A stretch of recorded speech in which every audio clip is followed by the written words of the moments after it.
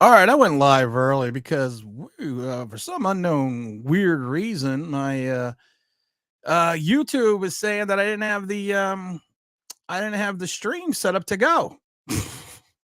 I don't believe that they're right. I believe I did have the stream set up to go. I'm double checking here right now. Someone also told me that the stream wasn't set up to go. Hold on, everyone. I have to refocus myself because hold on here. I see Rob is in the chat, but some reason the stream did not go. The stream did not go out to everybody. So I'm hoping some people saw that it came in a little bit late today. We got Rob. We got Rob in the house. What's going on, Rob? Good morning, sir. How are you? Evidently the stream didn't get pushed out last night. What, like you mean like Twitter, you mean? No, like on YouTube. It kept saying that it wasn't that. We do have Mike Lee in the house saying, make sure you hit that, smash that like button. We got the T-Brad coming in way early. Let's go in early. We're going in early because you got the OGQB starting today. We got Michael saying, yo, what's going on, guys? Yeah, who's starting at QB today? The vaunted. No, starting for the Giants. Tyrod Taylor. Oh, has it been announced that he's starting? USA Today came out about a couple hours ago this morning and said that he will be the starting quarterback for that Daniel Jones is not quite where he needs to be, may potentially be back on for the Jet game, but the OG QB to Waller touchdown. Waller. Actually, I don't know. Waller touchdown. Love the grenade mug. By the way, that's fantastic. You know why? People say I'm the fucking bomb. I want to give a big shout out to Black Rifle. Yeah, I've actually been drinking Black Rifle coffee, and that shit's good. What are you drinking? My wife made Folgers this morning, but I have I think it's the medium roast. Well, Black Rifle. There's a lot of medium roast. Does it have a Bigfoot on it? Does it have is it loyalty roast? Is it tactical squatch roast? Is it? Let me see if I think I took a picture because I sent it to my mom. There are so many Black Rifle now is sold everywhere, like in Walmart, all other supermarkets. But let's not just talk about Black Rifle, the greatest coffee ever. I'll just drink out of this wonderful Black Rifle mug. Oh, that is Freedom Blend, just black. That is a good one. We have just black. We have that just black. We have Freedom Blend. We have Tactical Squatch. We have the Pumpkin Headless Horseman spices. Everything you could ever need from the wonderful Black Rifle coffee. Indeed. Now, I know this is random. I don't know if you saw this morning that Brian Daboll ran the meetings for the offense. Yes, I saw Pat Leonard, and I would like to start there really quick if we could, unless you had somewhere else. But no, but let me get these highs in real quick. And I did want to start with it because Zach Attack brought that in. Mike Lee says online Big Blue Sports saw it last night. Oh, okay, so it did come out. Tim says, "What's up, my brother? My first match with the Giants or what's Redskins is this beautiful day for some football. It's a little chilly. It is windy. I will tell you that the wind will be swirling at MetLife. I was going to go to the game, but we've had some issues at the house in reference to health, not only with animals but the people. So I didn't want to drive 2.5 hours away." So we're gonna do something maybe after the game. Lord only knows. Mike Lee says yes. They also elevated Tommy DeVito, who's now on the active roster. Tommy D, baby. Brad serious about that? T-Brad says would be nice to have Malik Willis now. No, because Malik looks like he's starting next week. T-Brad, we can still trade for him. Keep your hopes up. Keep your hopes. Hey, listen, they want to trade for Malik Willis right now. I will take Malik Willis over Daniel Jones and Tommy DeVito. I may not Tyrod Taylor. I may not take him over Taylor to Waller touchdown. I may not take him over Waller. I mean, I've seen him on Tyrod, but who knows?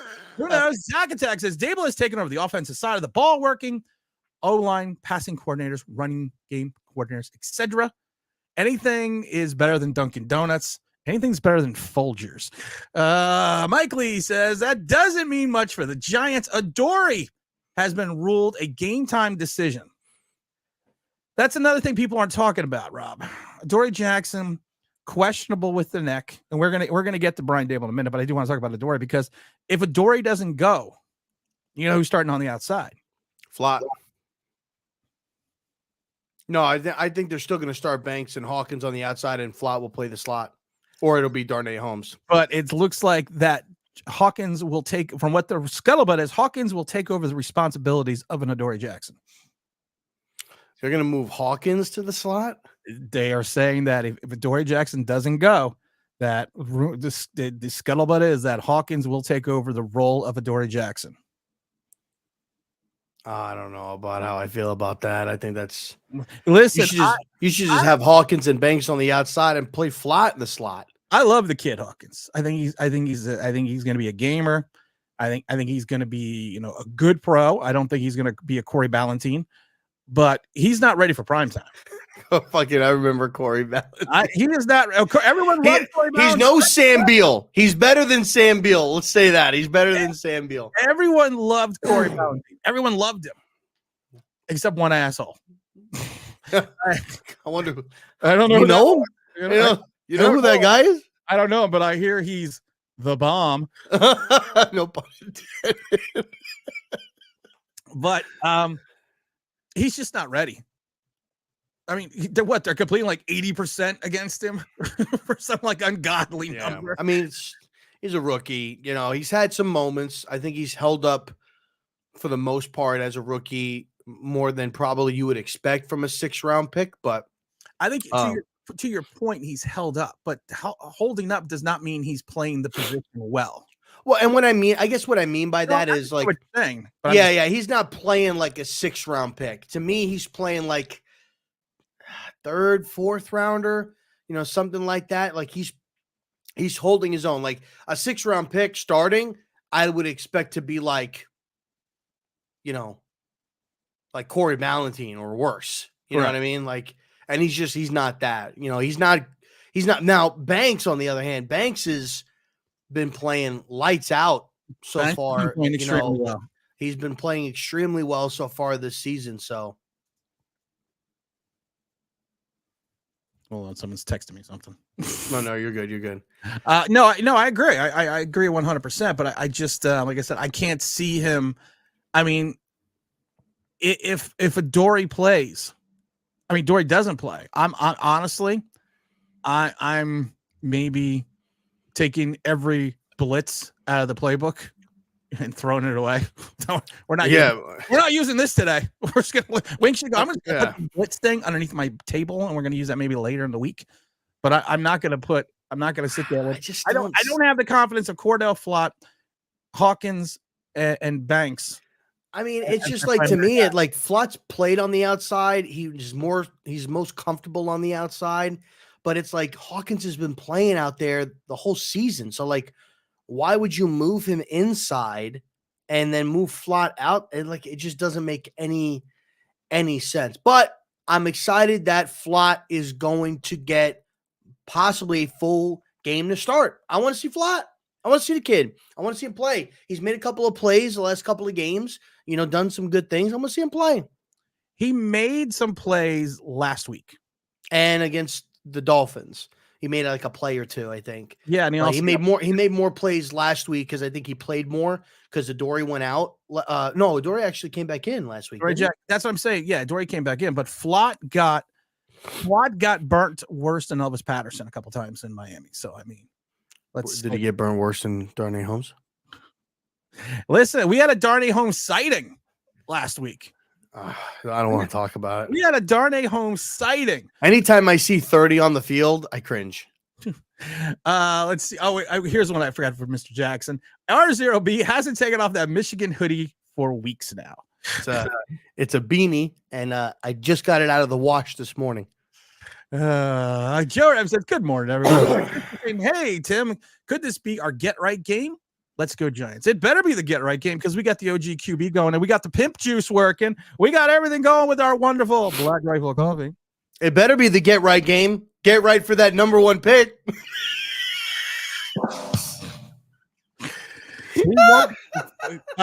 Yo, we have like we have a high percentage to get like a really top pick right now. Like, listen, like as a fan, I want us to win. But, like, I can't help but notice, like, I just don't want to fuck this up. Like, we have the opportunity to get a top pick. Like, I don't know if I want to fuck that up, like, but I want to win. Like, fuck. This is the worst part about being like a Giants fan. And when you know you don't have the quarterback, like you want to win, but deep down, like you're almost kind of like at the end of the game, if you lost, you're like, okay, one more week to go. No, I want to win. I want to win. I want to win big time. I want to win 45-7. I want 6 touchdown passes from Tyrod Taylor. I want him to light it all up. So all the Daniel Jones Panty Boys on Monday's video, I can go, fuck you. That's what I want. Yeah, you know what? Fuck it. I want. We can win one game. We can win one more. You know, win this game and then lose all the other. We can win this game, lose all the other ones. You can have Daniel Jones for the rest of the season. It's legacy week. It's legacy week.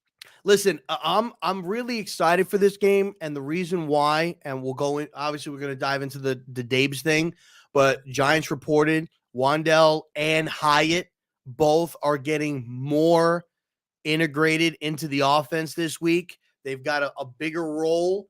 I'm excited about that. Right, last week Hyatt, I know I said he was going to score, right, and he didn't, but he made some plays with Tyrod last week, and I'm excited to see what he does. I want to see Wandale. He might have scored after the game. That's what she said. He might have. I think I'm the only one who's tired of Wandale Robinson. Dude, I love Wandale, man. What has he done? 3 yards in a cloud of dust. What has he done?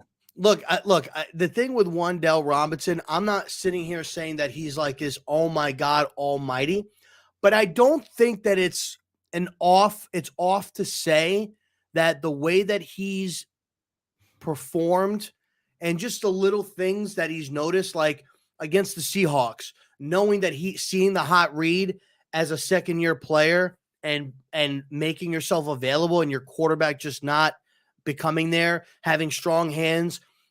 He's catching the ball better this year than last year. Last year, I felt like he used his body a lot last year. What's his yak? I don't know what his yak is. His yak isn't. I'm not going to judge his yak. I got a better question for you besides his yak. What's his average yards per completion? Who is throwing him the football? The OG QB. No. Who's been OG QB? No. See, I blacked out from the other parts of this season. It's the OG QB. Yeah. I don't know what you're talking about. Is there someone listen, else? he's Listen here. Let me have this. I can't. Let me have this. No. Week. You can't. No, this is legacy week. I'm getting this. This is mine. It should be at this game. Did I get Bobby Johnson? No, I'm just kidding. No, we're gonna bring up Bobby Johnson because of course we're gonna bring up fucking Bobby Johnson. All right, let's just go his average yards just for fun. Just against the Bills 7.8, Dolphins 3.6, Seattle 8, regular season 22 catches 141 for 6.4. He's a fucking running back. He's Tony. What game did he come in? He came in the Seattle San Fran game. I think was his first game, right? The Thursday night game. He missed the first 2 weeks. Yeah, but still, he only has 22 catches, and he's only. But he was limited in that game. You know what? He's got 22 catches since you're playing. You ain't limited, bro. You know that they were limiting him in the San Francisco game. He had four. Let's see. He's been in 4 games. Yeah, so he had a limited package in San Francisco. He didn't play much. And really, a lot of his reps have come since Seattle, the Dolphins, and the Bills game. Well, according to the advanced stats, he's pretty much played the same amount of snaps going back. What were his stats last week with Tyrod? Hold on, I'm getting the advanced stats. Shut up. What the fuck about advanced stats? Because it tells you how many percentages of snaps that he played. And right now he's averaging like 56% of the snaps. Where are the advanced stats? Zach, I can't find the advanced stats. Do your job. Look, what I'll say is I don't think that it's far off to say that Wandale Robinson could be what Sterling Shepard was when he came in as a rookie, being that reliable guy to move the chains, move the sticks, make some plays. I don't think that's a far off comparison. Do you not agree with that? Yes, I do not agree with that. What? I do not think he's Sterling Shepard. I do not think that he has had, and a lot of it's due to injury, but Sterling Shepard, his first year, 55 catches. Is it 55 catches? No, I think no. How many catches did he have his first year? Hold on here. I had it right here. I had this because I knew you were going to go to that comparison. I knew you were going to go to that. Wandale got hurt his first year. Oh, well, get him a Band-Aid and suck it up and get on the field. Oh, fuck off. Let's see. 65 catches for Wandale his first season, 59 his second, 66. I'm sorry, just for Sterling. 60. This is for Sterling Shepard. 50. It went 65, 59, 66, 57, 66 before he got, and that was before he got hurt. Okay. So how's that in comparison? But we're not going to get the comparison because you want to know why? Because Rob loves Paris Campbell and Bobby Johnson just as much.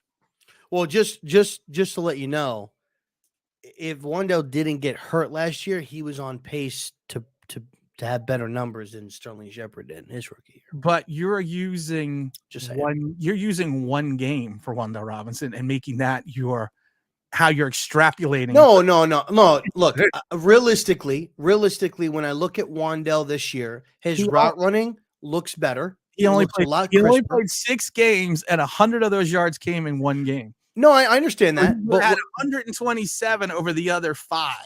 I'm just looking at the games that I saw him play last year versus a similar sample size to this year. His route running looks crisper. It looks a lot better. You're right, Razzle. You're right.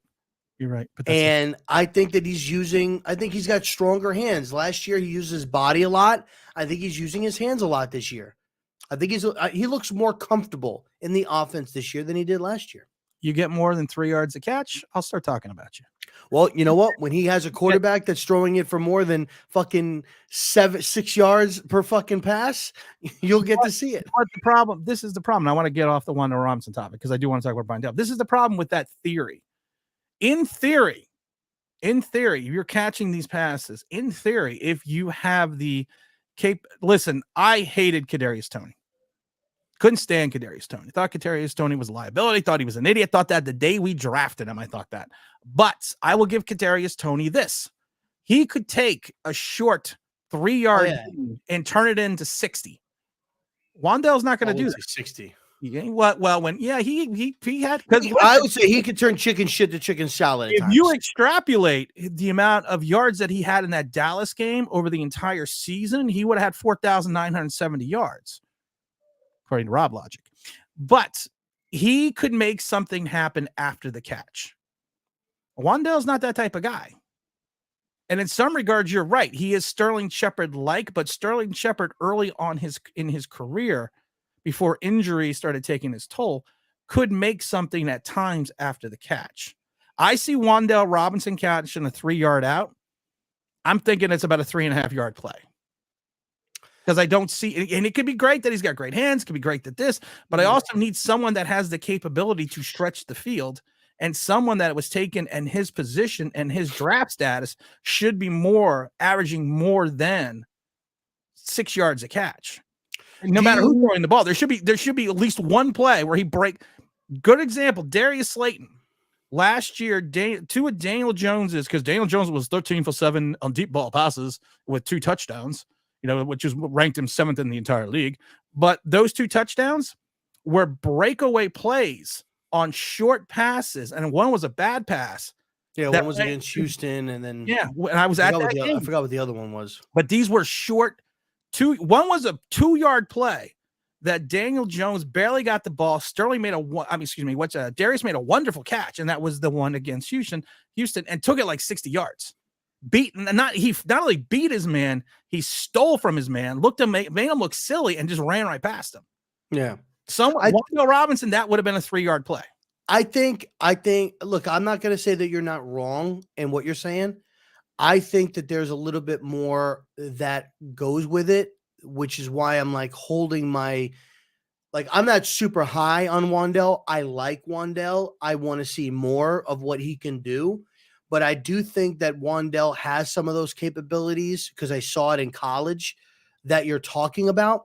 I think there's just been a lack of big plays in the offense, which last week we saw Tyrod throw it, down the field 5 times compared to Daniel Jones's. I think he has like 5 or 6 the entire year, right? I think when you start taking those shots a little bit more, it's going to back off some of that coverage, giving you the opportunity to try to make those plays. When you have everybody pressing up on you when DJ's playing, it makes things a little bit harder. If everyone's pressing up on you and DJ's playing and you take a 3-yard pass, it tells me that more than likely the safety's not deep.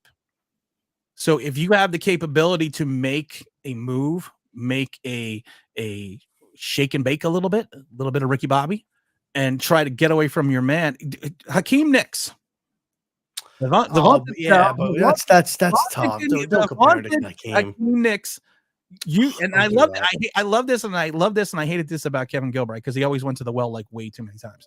There was a play in his rookie season, Hakeem, that he took. They threw a quick out, a 1-yard out to the sideline to Hakeem Nicks, and he took it 70 yards. I can't remember which game it was. He got through. There was a man on him, and there was another man in front of him. He shaked and baked, got around him, and took it 70 yards. For 4 weeks in a row, Kevin Gilbride ran that play repeatedly. Never worked again. But the times it did work, he got more than a yard. Yeah, but there were 2 games back to back though where Wandale Robinson did get wide open. He was just not getting thrown the football. Caleb, I'm going to hold off my judgments on saying that I don't like Wandale or I don't think he's good. I don't say I'm not liking Wandale, but I don't think Wandale is going to be anything more than 50, 60 catches for maybe 7, 8 yards a catch. He's going to be basically a running back. I think he could be a solid slot receiver for us. See, I don't even think it's a solid slot receiver because the slot receiver, Victor Cruz was a slot receiver. That was a solid slot receiver. Yeah, but Victor is like Steve Smith when he had his 100 catches was a solid slot receiver. I think I'll say this. I'll go out on a limb and I'll say this.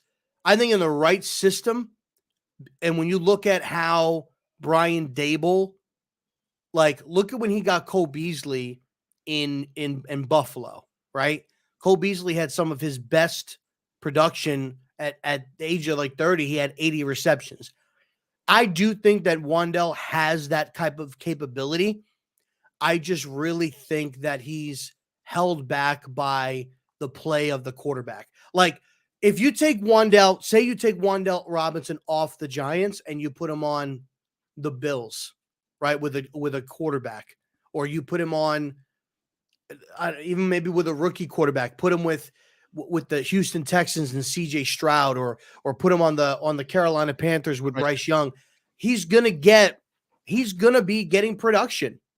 He's gonna be putting up more. I think he's really just held back by the play of Daniel Jones. And I think, look, last week he had what? Last week he had, if I look at his breakdown, his summary last week, he had 8 receptions, which was the most for 62 yards. He was averaging 7.8 average, and his longest was 13. And that was with Tyrod. Before that, it was 5 receptions, 18 yards, 5 receptions, 40 yards, and then 4 receptions, 21 yards. So I want to see what he does this week, second week with Tyrod Taylor and what they get cooked up with, and especially with now the Jalen Hyde's getting burned. So what you're saying is the quarterback has the potential and the opportunity to make his wide receivers better. That and the topic that you want to talk about. We're going to get there. Which is Brian Daboll. We are letting some people get in the room because of the fact that, like I said, for some reason, the notification did not go out. I got a couple people. Someone just DM'd me, and I saw someone in the chat saying they did not see the notification. Excuses are so lame. Thank you, Razzle. I'm just joking. 2 weeks. Razzle dazzle. Let's see. Hyatt wasn't targeted. It'd be harder for him to be less involved. Yeah, 2 weeks ago. If you don't target him, it's hard. It's kind of hard to get less involved. Razzle. And to add, Wandale did have 8 targets with 8 receptions. He didn't drop a ball against Buffalo. Yeah, well, when you throw the ball 4 yards, you should catch it. If not for the guess that he could be Lester Sterling Shepard, what the fuck? What is this? What's your arguing for a Lester Sterling Shepard? That's a good point. We're arguing that he's going to be a Lester Sterling. I actually think he's going to be better. Wandale Robinson is Richie James 2.0. Richie James. That's damn it, Zach. Yeah. Come on, Zach. I'm liking it. Rob is right about the quarterback. Tony got a ring, though. He's talking about Kadarius Toney. It's I'm sorry. I couldn't. Sorry, OG. I had a moment there. Mike says I'm putting $200 on the Giants money line today. We're gonna win this game. We fucking better. You all say you're putting $200 on it. We fucking better win. You all say Wandale sucks. No, you're not listening. This is the problem with people. No, he is. He is not me. Him. Saying the guy in the Michigan hat likes him. I am saying he is playing like a running back. He is playing. You know what? Go and Google Tony Galbraith, 86 Giants, and then talk to me. Mike talking back from the 86s. God, go and talk. Why do you got to go back before I was born? Why do you got to do that? The fact, like I've told most Giant fans, Giant history started well before 2007. The Giants will run the motion for 1,000 yards per game. I love that. Hirsch for real says, "Hey, Robbie, Tim, what's good? What's Tim? I like Michael. I like the kid out of luck. Penix is good. I like Penix. I like him a lot. I haven't watched a lot of him, but like he says he's good. I've seen some highlights. Caleb Williams was on yesterday. He was on yesterday. Everyone was on yesterday. I think the Giants went out and scouted Drake May. Yesterday. They did. I think Joe. Was it Joe that was there, or was it Brand? I don't remember who was there, but they were there watching Drake May yesterday. All right, now I should hit the like button because now we're going to talk about what Rob wanted to talk about. Rob wants to talk about the fact that this week reports are, and I found it interesting. It came out late. We didn't hear this morning. I think it was this morning from Pat. Yeah. He was doing a video on his way to the stadium. I think it's kind of weird that it came out. So I'm not saying it's not true, and I'm not saying it doesn't have validity, but it's kind of weird that you're just hearing it. Something like that, you would have thought with all the beat writers all the way around in that building that you would have heard someone talk about this sooner. And basically what they're saying is that Brian Daboll, what he hasn't done since Buffalo, was basically go in and he ran the offensive meetings. Code blue. Yeah, he called the code blue. He ran the offensive meetings. Something he hasn't done since he was a coordinator. Basically went hands-on with the offense all during the week. I'm not saying Pat's not right. Was it Pat Leonard? Yeah, it was Pat. Okay, I'm not saying that Pat's not right. I just say everyone's their first name because it's like I know him. I'm not saying that. I'm just saying. Pat, how are you? How you doing, Pat? Hey, yo. Hey. My wife, please. Oh, thank you very much. Oh my God.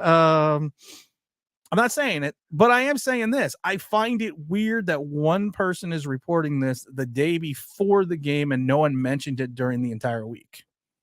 That's all I'm saying.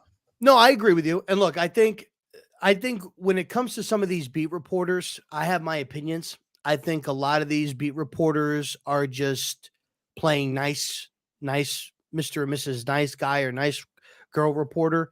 They're not there really. I don't think that they're out there really asking the tough questions. They're asking the questions that won't get them not accessible. Pat Leonard reported the Kadarius Toney trade before anybody. He knew about it. It was right. He's talked about other things as well. I believe Pat Leonard. I don't think that Pat would report it if it wasn't real. If he didn't know for sure, I don't think he would put his rep on that. He's also very good at getting some inside information that maybe other reporters don't get. So I do think that there is some validity to this. And I mean, what he said in the video was they haven't scored a first half offensive touchdown the entire season. The offense has been lackadaisical at least, other than the second half versus the Arizona Cardinals. The offense has been putrid. So he wanted to have hands-on with the receivers. He was talking with the receivers. He was talking with the offensive line. He was game planning. He was leading the quarterback rooms. He was leading everything. And so here's the thing. If this is true, and I think that it is, if this is I'm not true, saying it's not true, but I'm just I know. You don't find it strange that it didn't come out during the entire week, because they evidently it happened during the entire week. So I think this would be reportable news, and I think as a beat writer, you want to, you want to, you want to get that scoop. You want to get that, you want to get that out there. You want to have people read your article, your column. So that's all I'm asking. No, yeah, I think it's a little bit. I do agree with you. I think it's weird that it comes out now and not like during the week, right? I think that they probably did a good job of keeping it quiet, like like the Giants typically and Brian Daboll and Joe Schoen typically do. I just think Pat Leonard has probably a good inside source and got confirmation that it was legitimate, and that's when he reported it. So, but here's the thing: if this is 100% legitimate, and you go out there and you put up your best offensive performance, that's a knock on Mike Kafka. Well, and that just shows. Listen, Mike Kafka. You watch the way Mike Kafka calls games in this last year and change. How is it not a knock against Mike Kafka? It's been there shouldn't be a knock up against Mike Kafka. You watch the way he calls games, and people laugh about Jason Garrett. Mike Kafka has been horrid in his play. I mean, a lot of his plays, a lot of times the continuity of the play calling makes zero sense. And before you say something about Pat Leonard and Kadarius Toney, there was someone that reported this well before Pat Leonard and Kadarius Toney. Oh boy. That somebody came out and said a source told him in the Giants organization that they were getting rid of Kadarius Toney. I'm not saying who it was, but you may want to go back and watch the video. So maybe Pat got that news from somebody else. I love when people always tell me it's wrong, and then I tell people, just wait. Off topic, but did you see yesterday on College Football Morning on ESPN, Pat McAfee got duped by El Jefe's video edit. So he did Daniel Jones was doing an interview, and somebody asked him, a question. He said, yeah, that's part of it. So he took the clip and he cut out the audio of the question that the reporter asked. And he's like, Daniel, are you rushing back because you feel threatened that the offense looked better with Tyrod Taylor? And then Daniel goes, well, yeah, that's part of it, and stuff like that or whatever. Like, so Pat McAfee saw that they were talking about Daniel Jones on ESPN for college. And then Pat goes, yeah, well, a reporter asked him, that question, why the offense looked better. And he's like, unless I got duped or whatever, Pat McAfee fell for the fucking video. So it was funny. But yeah, I mean, it's going to be a knock on Mike Kafka, right? But if you took over and your offense looks the same, then it's a knock on Brian Daboll at that point. And I feel like it's a little bit more of a risk, and you're putting yourself more in the line of fire. And maybe as a head coach, you need to do that. I don't know. But I feel like Brian put himself in the line of fire here for dramatic criticism, because people are already criticizing him that he's getting too hot on the sidelines, yelling at players, getting a little bit crazy. I got to say something about that real quick, because I saw I'm not calling anyone out, but because I'm lying, I'm calling everyone out. I saw Mr. Authentic post something that about Brian Daboll and how he went crazy on Tyrod Taylor, and you shouldn't do that. You don't do that with your quarterback, and you don't show people up. And then I pointed out to him on Twitter, have you ever seen what Bill Parcells used to do to Phil Simms? About you shouldn't be over emotional, he said. But have you ever seen Bill Parcells and Phil Simms on the sideline? There's a clip of Bill Parcells yelling at Phil Simms at one point turn around. I remember that game telling him, sit down and shut the fuck up. And there are multitudes of times that the quarterback, that wonderful Bill Parcells, I think he won a couple Super Bowls, went after his quarterbacks vehemently on camera. Didn't care, because you know what? And this is why I don't have a problem with it. It's the emotion of the game. It's the raw emotion of the game, and I'm not calling Daboll Parcellian, but what I am saying is this: if you've ever played competitive, and I'm not talking high school, and I'm not downgrading everyone that played in high school, but you've ever played competitive beyond high school, it's so competitive, it's such a raw emotion. Yeah, something like that happens. A person that has passion, a person that that just wants to win, yeah, you're not going to think. You're just going to go off. Yeah. And then you may step back afterwards and apologize for it. Parcells never did. Parcells used to tell guys in practice, I am going before practice. Phil Simms told this story that, and so does Lawrence Taylor. He used to tell people in practice before practice started, I am going to rip into you today. You could do everything right, but I am going to rip your ass, and I'm going to rip into your ass today, all throughout practice. And it was to show the younger guys that he doesn't just go after them, that he goes after everybody. But it also showed the fact that these guys just took it and they were professionals about it. And they just took it and that was it. And you moved on.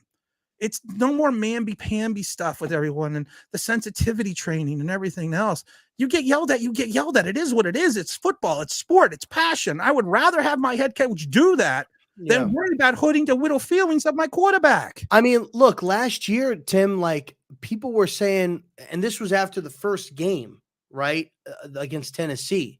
Dabes got into Daniel Jones's face after he threw the interception, and everybody was like, yes, finally, like somebody's, getting on this kid. And they would talk about Garrett and Judge, like, oh, hey, boy, it's all right, man. You'll get him next time. Like, somebody got into his face, and it's like, I don't have a problem with my quarterback, or not my quarterback, my head coach getting hot. Fucking Tom Coughlin did it to Lawrence Tynes coming off.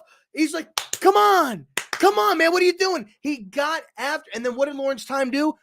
Didn't even hesitate, fucking ran back out on the field without even Tom Coughlin giving the okay, calling the field goal, whatever, ran back out there, kicked the field goal, went to the Super Bowl. So it's like, it's like, I don't have a problem with that. Belichick yells at people. Tom Coughlin yelled at people. Head coaches do that shit all the fucking time. If you play football and you can't take getting yelled at, don't play. A lot of people it's showing up the quarterback. Who fucking cares, man? You don't care. You're making $40 million a year and you're still playing like in your year 2. Yeah, I'm going to show you. Like when he threw the iPad at him, that was showing him up. Honestly, if it was me and he had the helmet on, I would have hit him in the head with the iPad and said, what the fuck are you doing? But no, it's we have to be gentler and kinder. That's a bad picture, Rob. I like that picture. Let's go. Tyrod Taylor time says Big Blue forever. Big Todd says the beat writers are producing their own free meds. Pepsi allowed. We got Big James Williams in his house. What's going on, brother James? We were just talking about you this morning or yesterday. James says, Rob, I love you, but take off the damn Michigan hat. No. Pimp saying Pimp name Slickback says, well, I guess we don't have to worry about losing Kafka. I loved it when people were like, well, Kafka's going to leave. And I'm sitting there going, does anyone remember by like week 9, most of the fan base wanted Daboll to call the plays last year? Yeah, but somehow, and the offense didn't improve. We just won games. And really, we didn't win games. A lot of games in the second half. We won like 3 wins and 1 tie. Look, I don't know about you, man, but hearing this report from Pat, man, I'm a little bit more excited to see what this team looks like offensively if Brian did. Because I think Brian's been calling plays. I think he's been calling them sporadically. Like when and just to, and I know I'm kind of all over the place, but just to go back to the whole thing last week with him getting hot on the sideline. I don't know if you saw, I'm sure everybody did. I'm sure you saw it, but that exchange at the end with him and Sean McDermott, I think there's some animosity there between those two. Oh yeah. And I think that played probably a part of it too, because that's probably a job he wanted to be the head coach there. He spent 4 years there, and there was probably things that were going on. And I think that that's a game he wanted. He wanted to go in there, and he felt that at that point, in that moment, 6-0 at the before the half, you have the opportunity to put up 7 points potentially and go up 13 to 0, right? Against a team that can score a point at will in their own house. Yeah, I'd be a little bit hot too. If like I would be upset. Your emotions get high. He wanted that game. He won't admit it. He won't say it. It was just any other game. But I know behind closed doors, off camera, he fucking wanted that game. When he's talked with Joe on the phone, they both said, "Fuck, man, we wanted that. We had that fucking game. I wanted that fucking game." Like, of course they did. Let's just be honest. The defense gave up 2 long drives in that game. Very true. You can't blame. I'm not blaming Tyrod Taylor and the offense solely for that game for not scoring there because Tyrod. No, but I mean, you're at the 1 yard line twice. Tyrod, when he came off the field, if you watch that exchange, took responsibility. Yeah, he went like this. He said it was me. That's me. He took full responsibility for it. If you are a good team, you're getting the ball back in the second half. You drove down the field to get to that 1 yard line. You should be able to attack that defense because you already know what you need to do to continuously matriculate the ball down the field. So one play to me does not cost you. That play and a half does not cost you the game. If I'm the coach, if anything, I'm more upset with the coach because you have Gano-O-Matic. You're getting the ball in the second half. Kick the 3. Take the 3 points. Don't wait to kick the field goal because of the fact that if you botch the snap or something happens, you still have the opportunity to line up and kick again. Take the 3 points, go in 9-0. Understand you have the ball, you have the momentum, and drive it down the field. Yeah, and I think that's where Tyrod took the ownership because I think that's what they wanted. I think Brian was calling the plays, and I think he wanted it because if it's a pass play there, if your guy's not there. You wait a couple of seconds, you throw it out of bounds. These 2 plays in the end zone. You kick the field goal, right? At that point. But you also have the opportunity to take the sack. You also have the opportunity because what happened? Thank you. What the fuck was that? I don't know, but that is awesome. Whoever's doing the thumbs up thing, thank you. I am awesome because the world knows I'm awesome because thumbs up are just happening everywhere. It doesn't go on Rob's side of the screen. No, it doesn't. It doesn't go on Rob's side of the screen. Definitely not. You can't, at the end of the day, honestly, I fault Daboll because of the fact that you never take points off the board. Look what happened in Miami when Tua and them were going down to the 1 yard line to score or whatever yard was. And somebody from the Giants, I'm not going to say who, intercepted the pass and took it all the way back for a touchdown. We're not gonna say that it can't happen. Gano could have missed a field goal. He's already had 1 blocked, missed a couple extra points. You don't know, but you don't take the points off. You are 1-4 at that point in time. Yeah, I know you're trying to go for the jugular, but it's early. And even if you scored there, more than likely they are going to find their rhythm, Buffalo, and they did. So I'm not going to blame one play. Oh, and Tim has the receipts. There we go. Just for those that want to keep giving Pat Leonard credit. Some of us said it well before Pat Leonard. not saying who that was. Not going to bring that up. Here, what do we got here? Slick, hit the like button. Thank you, my friend.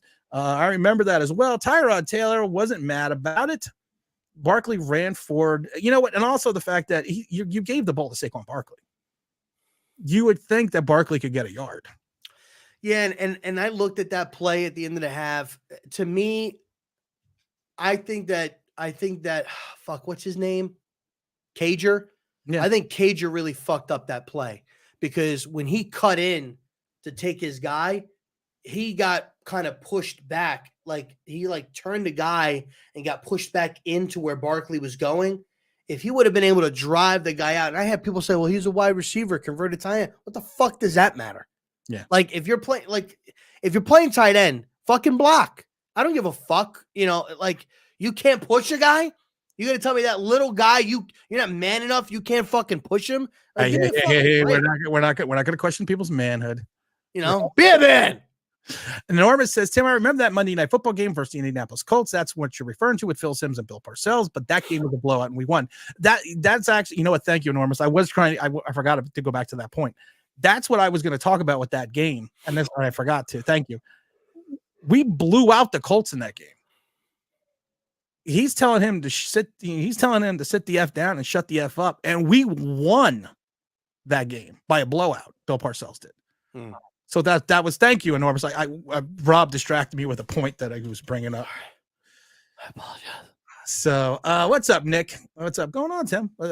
Joey B says the wussification of the NFL can't hurt people's feelings. We got the honeypot in his house as well. What is the duck? Oh, the duck is that is Karate Kid Johnny Lawrence duck. You actually have the wrong character up there on your arm today. So we're rolling it back. No, I don't have. No. We're rolling it back to the 80s because it's the OG QB time. So you got to have the Johnny Lawrence duck. Yeah, but Johnny, you know what Johnny to put up there.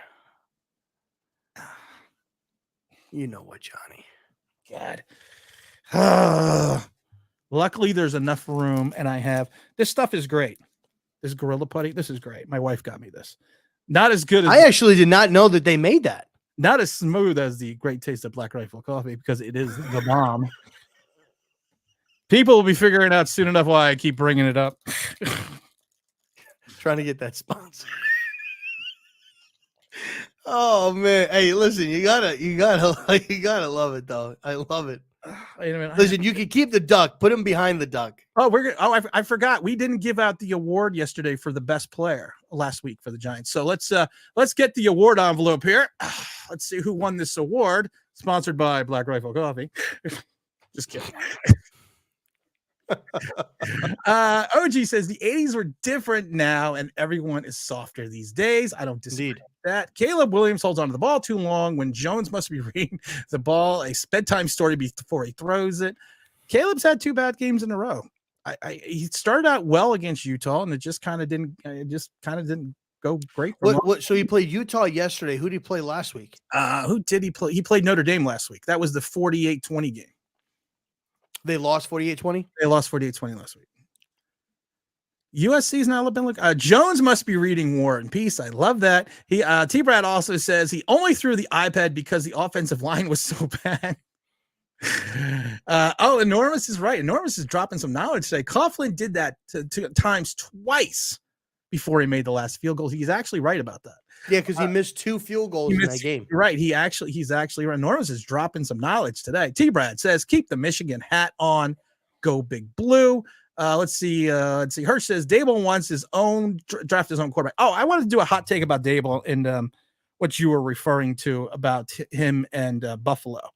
I think if Buffalo implodes, has issues in the playoffs, or doesn't make the playoffs, or gets blown out in the first round again, and they fire McDermott, I think that Daboll's going to try to force his way back to Buffalo. Because to your point, I think that's where he wants to be. I don't think he wants. It's not that I'm saying he doesn't want to be in New York. Well, he is technically in New York because of Buffalo. I'm saying this: he'd rather be with the Buffalo Bills and Josh Allen and the team he helped cultivate than being where he's at now. And I tell you this: if something happens to McDermott, I guarantee you that Daboll's going to make a call to the owner in Buffalo, and he's going to try to move something over to the Bills. There you go. They look good together. I'm not gonna lie. And that, of course, is from our second sponsor, Gorilla Duct Tape, Gorilla Putty. This is mounting putty. That's what she said. The best mounting putty there is. That's what she said. Well, I mean, we talked about this last week. I think there was a report. Michael Lombardi touched on it where, that, and I think it was Zach that brought it up. That, he was basically kind of alluding that, Dabes would probably resign, before going down with the ship.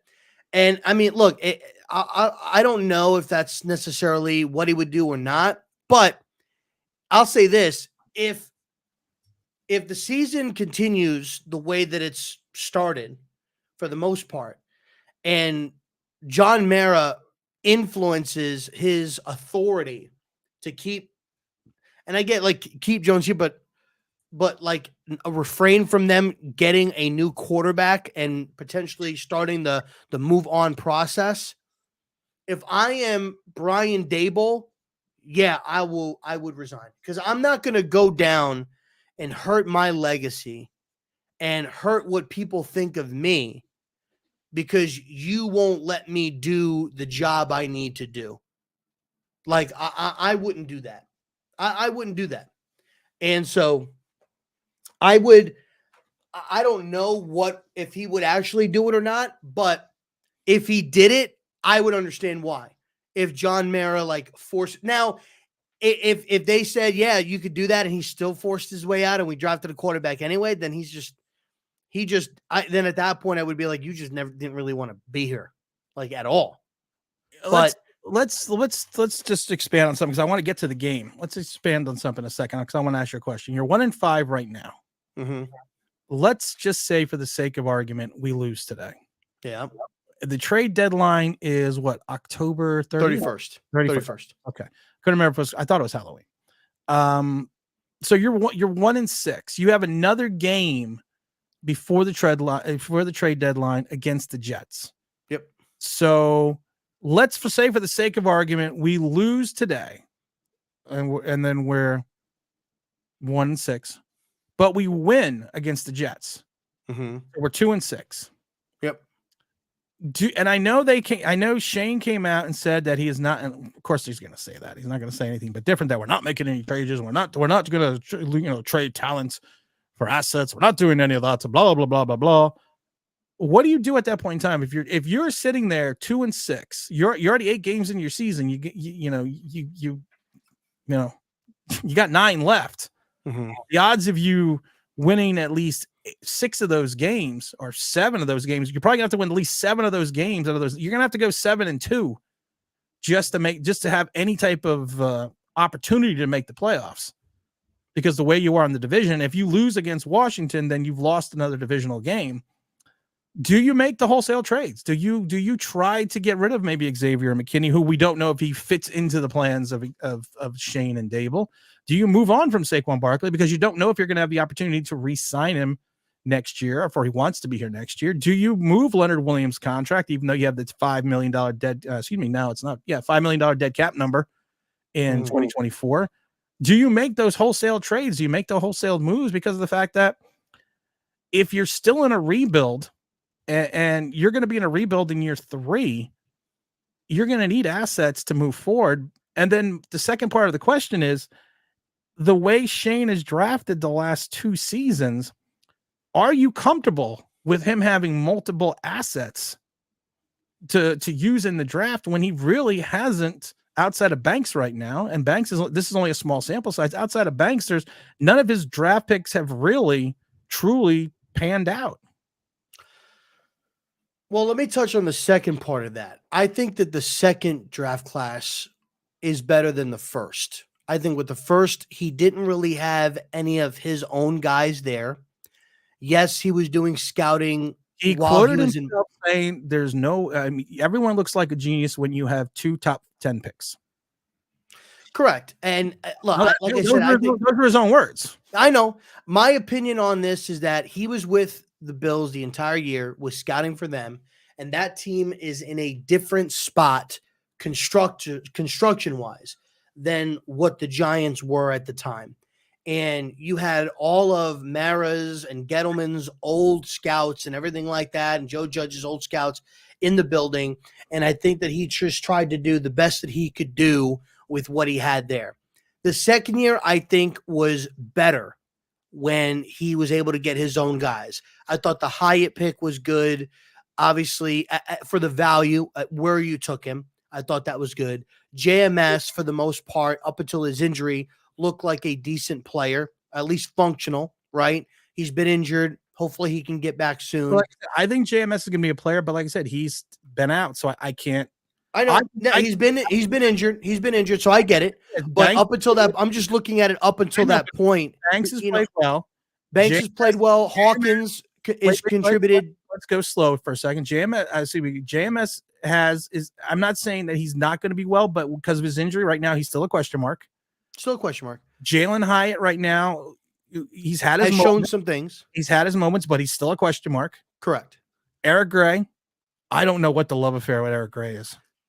I really don't know the love affair with Eric Gray. I don't get. So I haven't seen anything with Eric Gray yet, other than special teams, which hasn't been much. I've seen 2 fumbles. He's a question mark for me. I've seen 2 yards in a cloud of dust on punt returns. For me, Gray is a question mark. Trey Hawkins, the awesome player during the preseason and training camp. He's got like an 80% completion percentage, for like 4,968 yards. He's getting picked on repeatedly. He could be a player. Like I said, I don't think he's going to be a Corin Ballentine, but he's still a question mark. Jordan Riley, who has talent, showed it for the Dallas game for a couple of plays. It's kind of been, the forgotten man, is still a question mark. And then you got Owens, the safety, who is still a question mark.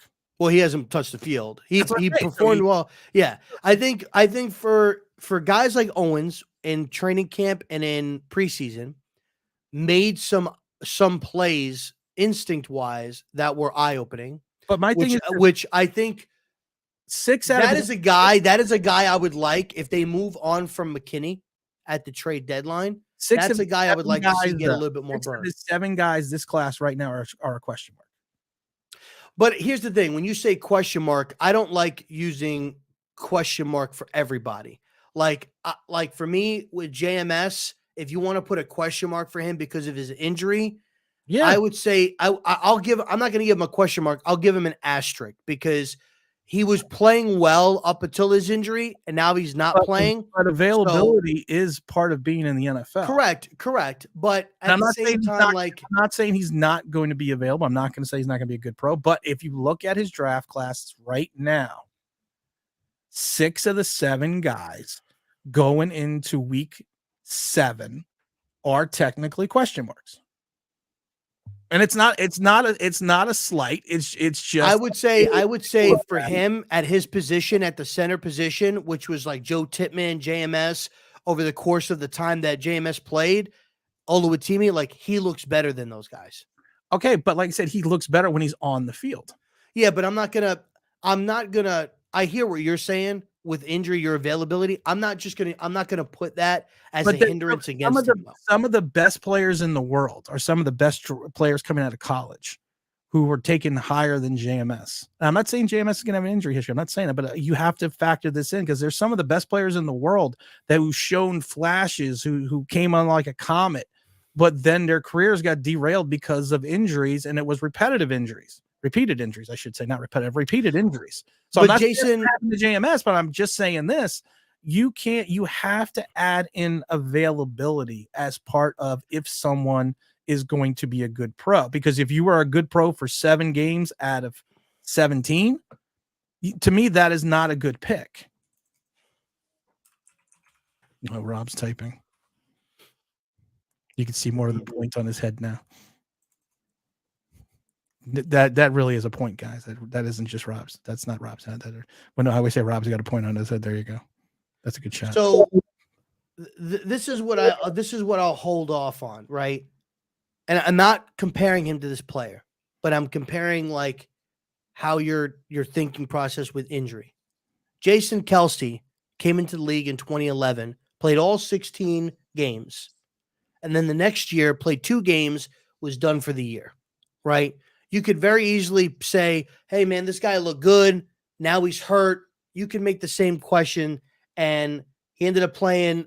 He hasn't missed a game since 2015. He played 16 games in 2013, 12 games in 2014, and he hasn't missed a game since 2015. I'm not saying that is what JMS is going to be, but I can't overlook how well he was playing when he was on the field and the things that he was doing. Injuries happen. I'm not going to knock him for it, but see, you're missing the entire point. And I'm not talking about the one just on your head. What I'm trying to explain to you is the one in between my legs. Again, that's not what she said. What I'm saying is, if you're looking at it right now, I'm not saying you're looking at 10 years down the road. I'm saying you are looking at it week 7. not 50. I'm not saying all these guys aren't going to be wonderful pros, but all I'm saying is if you look at it this moment in time before we step on the field against the Washington Commanders, Redskins, you have to look at 6 of his 7 picks, and they are all not question marks in regards to the fact that if they are going to be all-star pros or anything like that, but they are question marks in regards to exactly what their talent is going to be, because they are not either performing vis-a-vis injury, the quarterback, or whatever, or just the fact that they are rookies. You have to look at it and still say, you have to put a question mark there, because I don't know if Banks is going to continue being Banks. Banks could be great. There's been plenty of guys that have, started out strong as a rookie corner, then disappeared. But no, you're right. My thought process is he is going to be a good pro. The same thing with Jalen Hyatt. Jalen Hyatt may be a product of his quarterback, but if I'm looking at it at week 7, he's a question mark because of the fact that I don't know what he's going to be because I haven't seen it yet. No, you're right. I'll say this. I think at this particular point in time of the season, I think you're getting more production out of this draft class than you did last draft class at this point in time of the year. So to me, I think that the second draft class is better. Now, to the first part of your question is I to me, win or lose this game, you need to start making some decisions about the players on your roster. Now, quietly, Leo has had a productive season so far. The numbers, the sacks aren't there, but he has done some things, not to the level of what he's being paid. What did you think of his comments? I missed it. I've been kind of MIA off of Leo. Basically came out and it was kind of a diss towards Wink, basically blaming Wink for him not being as effective as he has been. And honestly, outside of that 11 sack season, Leo has not really been that effective. No, he hasn't. Let's be honest. But he basically said that all the attention is going to Dexter Lawrence because Dexter's making the plays, because, Leo is the one that's doing all the dirty work and getting double teamed, even though it has been proven that the majority Dexter's getting double teamed, getting more double team, twice as many double teams as fucking Kayvon's getting double teamed more than I think fucking Leonard Williams is, to be honest with you. To me, he came out and basically said it's the system's fault, not his fault that he's not making the plays.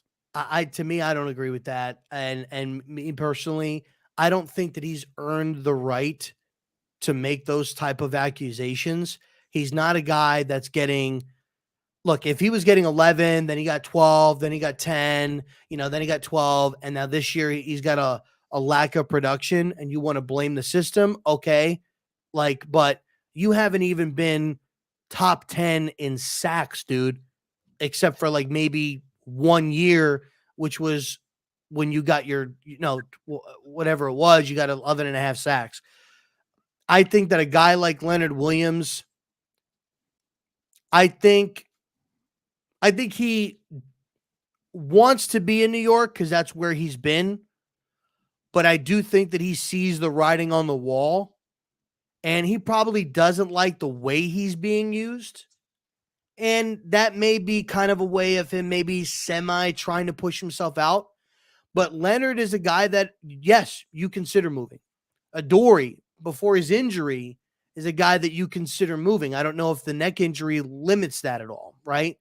Saquon Barkley is another one, even though I saw comments, I don't know if they were real or not, where Joe Shane says that they're not shopping Saquon Barkley or whatever the case may be, but reflect on what I just said. So we know how far that goes. But yeah, I mean, McKinney, Waller, Campbell, Leo, Adoree, McKinney. I don't know if I said McKinney's name. You did. Those guys are guys that you need to focus on potentially moving on from and acquiring assets. Now, if you don't, and you have a bad year, and you don't, to me, you are pulling the stupidest fucking move possible. Because McKinney is not under contract next year. No, McKinney doesn't have his contract, and Leo does not have a contract. He's not going to work McKinney's contract till after the season. Correct. So McKinney is not under contract. Leo is not under contract. Adoree is not under contract. Those are 3 players. Barkley is not under contract. Those are 4 guys right there that you will let hit free agency. Maybe Barkley, you'll get a compensatory pick, maybe. But the other 3, what are you going to get?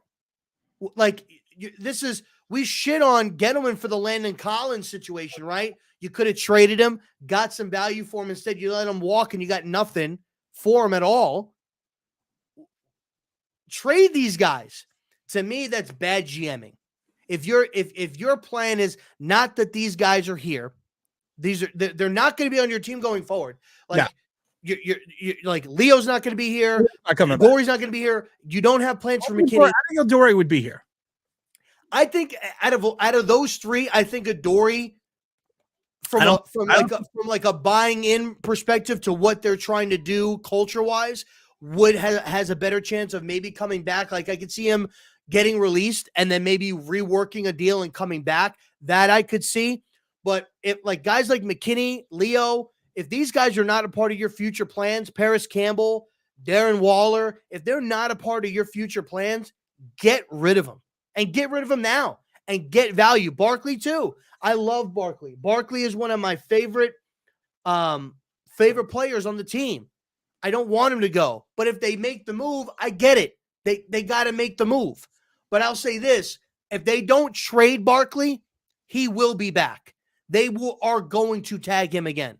If he's not traded, mark my words, they will tag Barkley. They won't tag McKinney. But here's the thing. Here's the thing about tagging Barkley. You know you're not going to use the exclusive tag on him. You're going to use the non. It'll be the same tag that they used on him this past year. I will tell you this: I don't think Barkley would be back next year, either way. If you tag him, because what I think he's going to do, I think he's going to find a team like Baltimore, who is going to give him the money he needs or money he wants, or maybe not exactly the money he wants, but he's reached a point in his career. He says the right things, but he wants to, like any other player, he wants to win. He's only tasted the playoffs. So why not find a team that's willing to give you maybe a little bit more money? Because I don't think if Barkley went out and found a 3-year contract for, I don't know, let's say 36, just for argument's sake, let's say 3 years for 36, and let's say like 24 is guaranteed. I don't think the Giants match it. I think the Giants look at it and say, well, you know what? We're in the middle of a rebuild. Barkley's already 20-something years old. You know, it's a lot of money for a running back that in, year 3, he'll be 30 years old. So we're going to move on. We're going to shake hands and we're going to move on from him. I think it really just, at the point, it just depends on Barkley, man, and what he wants. Like he says numerous amounts of times, like, I want to stay in New York. I want to be a Giant. I want to do this. I want to do that. But when you're playing any type of sport, baseball, football, hockey, like you want to win. Like you want to win a championship, right? And like, look, who knows? I stay firm on this. And then I gotta run because I got that appointment. Appointment today, I forgot. If we are picking top 5 and we are taking a quarterback, Daniel is not going to be on this roster next year. He'll be on the roster. He's going to have to be on the roster. I don't think he is. I think what they'll end up doing, and I could be wrong. I could be 100% wrong for thinking this. Way too much dead money. Way too much dead money. I think that they will rework his money. He's still going to get his guaranteed money, but I think that they will adjust what his cap hit is next year. They can't. So they can only adjust it by like 13% because of what the restructure. So what's that? Like $5 million? Yeah, and it's still going to be like, I forget what the dead cap. His dead cap hit is like $69 million is what it is. There's no way they can do anything. If they can lower his base salary a little bit and make it feasible, because his base salary is only $35 million. Lowering the base salary is not going to help to take away from the dead cap number. No, but I think at that point they will. They would still eat it. That number is 69 million. They can't. It's $69 million. I think they'll just take the medicine on it. They can't. They literally cannot do that. They're not even figurative. They literally cannot do that. And I think but here's the thing too. I think this neck injury destroy their entire. Now, if they get out vis-a-vis an injury because of the neck, and that's the thing. If they shut him down due to his neck injury, there's got to be a way that they could probably then the save some money that way. Yeah, you can. Then there's some insurance, some other. Yes, there's you can do that. But and then I think they'll play that card. I think they'll play that card. But right he won't now, be on the roster. Right now, with the rule of 51 in 2024, I had to pull up my spreadsheet with only 38 players under contract. They only have like $44 million in cap space. So you can't take a $69 million dead cap number. I think that the injury to his neck is going to play a factor in it, and I think that's going to be their get out of jail free card with this. Now, if it happens vis-a-vis injury, yes, they can get out of there and they'll recoup some of that money. Because I don't remember the percentage that you recoup from the NFL if that happens vis-a-vis an injury, but they can't just. This is the problem in 2024, and this is what a lot of fans didn't understand when I tried to talk about it with the contracts. If he imploded in 2023, kind of like he's doing now, you are stuck in 2024 with Daniel Jones. There is nothing outside of injury, outside of career-ending injury. There is nothing that you can do with that contract in 2024 that will not literally, not even figuratively, literally destroy your cap and maybe only allow you to field like 40 players. I think that this, and I don't mean it to sound this way at all, because I'm not happy about the injury. This injury could have been a slight blessing in disguise for Joe Shane and them to be able to get out of this contract with minimal casualty. So I think that going back to my point, and then I'm gonna head out. I think that at that point, depending on what Barkley wants to do, you could bring in maybe a rookie, whether it's Caleb, whether it's Drake May, something like that. I think Houston and the Carolina have shown you could play a rookie, and you could play rookie, right? And look, Houston is what? They're 3-3. They're competing for a wild card spot potentially. I mean, will they make it? Probably not, because it's the AFC's deep.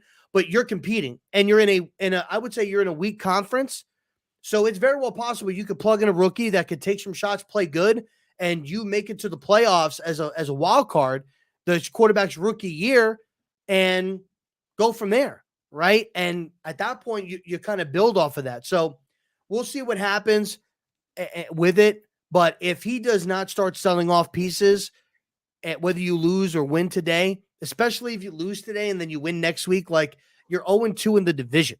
So like at that point, like if you don't, that's bad GMing in my opinion. You have to start making these moves, whether you want, it's just bad GMing. Because if you're going to let potentially 4 guys hit the open market and you're not going to get any value for them, then what are you doing? Like, how are you a GM? You can't do that. You can't do that. And Visually Vigilant says the best to Rob's point, the best bet, and thank you for the super chat, is to pay. His best bet is to make Jones retire. Yeah, make him retire. But I love you guys. Enjoy the game today. I got to run. I love you guys, man. Appreciate y'all. Be easy, okay? All right, there's Rob signing out for the day. Thank God. Do you really think we could take any more of that? Let's see. James Williams says, make sure you hit the like button. Big Blue Forever says, make sure you smash that like button as well. Let's get the likes up. We're only going to be here for a little bit longer. Leo says, I think it's a better fit on the couch with pizza and a box and a pack of beer. Peter said, Daboll isn't going anywhere. He's got his GM. The only piece missing is Daboll is his quarterback. And that's a big piece, though. Not even quarterback is a huge piece. Max, what's up, Big Max? It's Tyrod played. Andrew Thomas is supposed to be back next week. I don't know what Andrew Thomas is. I still don't want to talk about that because I still don't understand the philosophy. Getting beat by 25, your all-world left tackle pulled his hamstring, and you let him back in the game. I don't understand that philosophy with the head coach. Daryl says, I don't think Barkley gets tagged again, and I'm sure Shane figured out that Jones' success is directly tied to him. I think he has now as well. T-Brad says, the Giants have messed up paying Daniel Jones, and no one else ever wanted him. Johnny ABA said, Barkley says all the right things, but when it comes to getting the deal done, if the numbers are true and he turned down several fair deals, he knows how to play the fans. I don't think Barkley ever got a fair deal. I really, because all the numbers that they said weren't the numbers that were all the numbers that were reported were not the numbers that were accurate. So I don't think Barkley comes back. Zach Attack says the team and players usually agree to a settlement of 4/7 of the player's scheduled base salary if injury happens. Thank you, Zach. I couldn't remember that. I appreciate that. Let's see. King Chris says, I like Cook, the quarterback from Miz. Looks pro ready. Actually, I haven't really watched him that much, but I really have to watch that. We got Joe Reb saying later. We have James Williams saying Penix or Drake. Tag me in, T-Brad. T-Brad wants to drop in and say his for a few minutes. Let's hold on there, T-Brad. Tag me in. I love people who want to get. All right, here you go, T-Brad. I'm gonna put it right there in the chat for the T-Brad. There you go, T-Brad. Penix, he looks. I like Penix. I'm still not down on Caleb yet. He's had 2 bad games in a row, but if you watch what he does and watch how he plays, I think at times, I don't want to say he's doing too much, or I think at times he's thinking a little too much.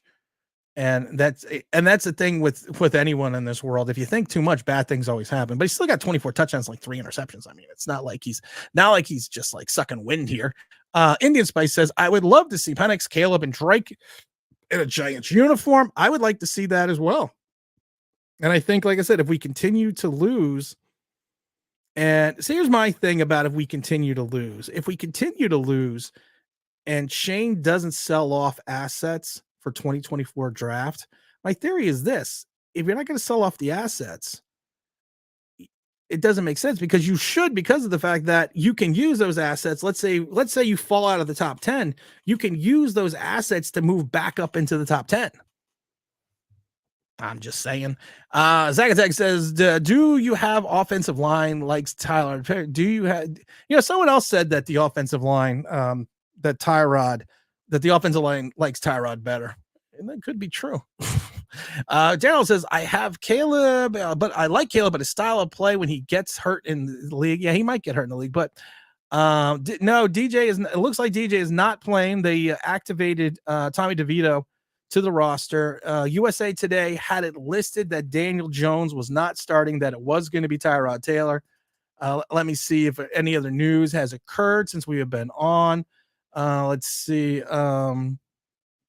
Let's see. Yahoo also has it that he's still rehabbing his neck. Looks like he's not going to play. Let's see. Giant Wire says Daniel Jones out from the Commanders. A bunch of sources are saying that he's not going to play. Is that him? Is that him? Hold on. Hold on. We got to bring in the T-Brad, because the T-Brad's got his Giants gear on. T-Brad looks like he's ready to suit up. He's ready for action. He's ready to go. It's the T-Brad in his house.